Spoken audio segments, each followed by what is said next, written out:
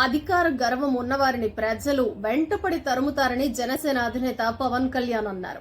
ఎన్నికల ప్రచారంలో భాగంగా గుంటూరు జిల్లా తెనాలిలో నిర్వహించిన వారాహి యాత్రలో పవన్ ప్రసంగించారు. ఒక ఆశయం కోసం వచ్చిన నాకు ఓటమి బాధ ఎలా ఉంటుందో మీకు తెలుసన్నారు. 2 చోట్ల ఓడిపోయినా తట్టుకుని ముందుకెళ్తున్నానన్నారు. ప్రజలు మోసం చేశారని నేనేమీ వెనక్కి తగ్గలేదన్నారు.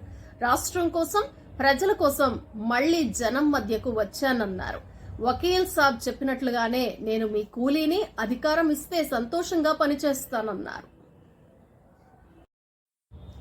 ప్రజా పోరాటంతోనే తెలంగాణను సాధించుకున్నామని, సాధించుకున్న రాష్ట్రంలో అంబేద్కర్ ఆశయ సాధనకు 10 ఏళ్లు తమ ప్రభుత్వం పనిచేసిందని భారత కార్యనిర్వాహక అధ్యక్షుడు కేటీఆర్ అన్నారు.